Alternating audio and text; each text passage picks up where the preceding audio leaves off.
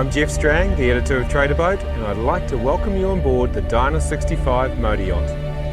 If you don't know about Dyna, Dyna is a yacht manufacturer from Taiwan. And we're having a bit of a look through, and our immediate impressions are of a totally changed boat. This was a boat we were a little bit critical of in the past for not really being designed for Australian conditions. Well, look, the designers back there in Taiwan have gone all out, and this boat is ready to cruise the Gold Coast and anywhere you'd like to go in Australia.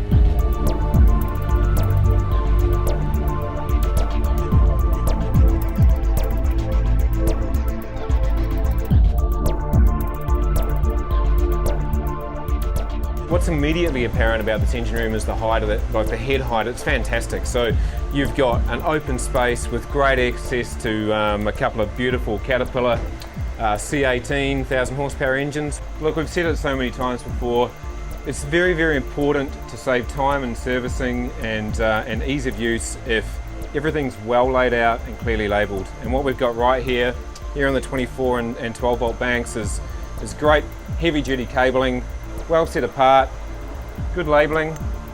Carries on down here in the fuel rack down below. Again, it's obvious what everything does. Even here on the main isolator, again, anyone can come down here and figure out how to get this boat powered up or power it down or just see what's going on, and that's super important, and you don't always see it. So I'm pleased to see that on board the Dyna 65.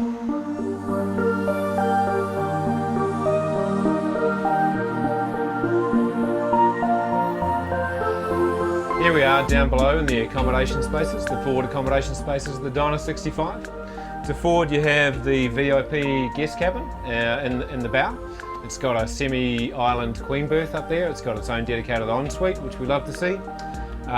Just to starboard here is the twin single cabin. It has its own day head next door. One of the things I did notice walking through is that each of the heads or each of the bathrooms has been individually tailored. Quite often what you see is a boat with a whole lot of repeats in the bathrooms. All of these are individually styled. Of the many features on the Dyna 65 that stand out, for me this full beam master has to be the one with the most wow factor. Look, it's palatial in its proportions, it's palatial in its presentation, right down to this beautiful curved headboard. Finished in this bird's eye maple. It's a lovely honey colour, it's very warm, it's very inviting. All the pelmet lighting trims really add to that inviting atmosphere. Look, I'm not sure the term ensuite does justice to this full beam bathroom that services the master cabin.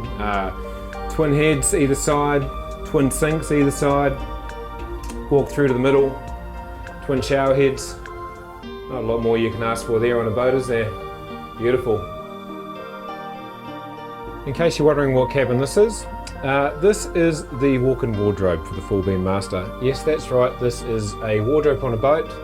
There's my head height, there's the rail, in case you don't believe me, the coat rail, shelving, and it's actually quite a decent stroll to the front door.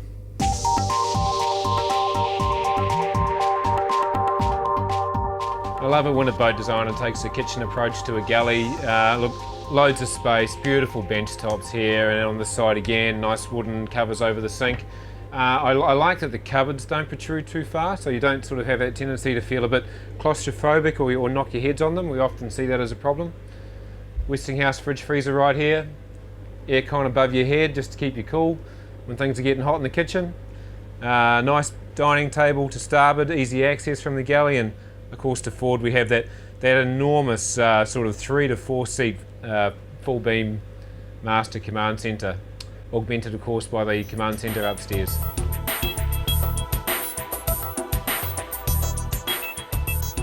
On a balmy Queensland evening like this, it's really easy to appreciate this open air approach to boating. Up here on the flybridge, it's a really interesting styling. Dyna have chosen not to put the windows in, so it's it really is open to the fresh air. I've really enjoyed that approach today. It's certainly been pleasant for us.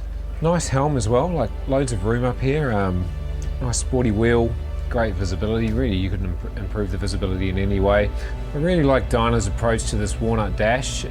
Rather than taking the manufacturer's kind of pre-molded templates for things like these thruster controls, they've built the imitation walnut paneling, and they put the controls into them. It just looks that much nicer, and that much classier.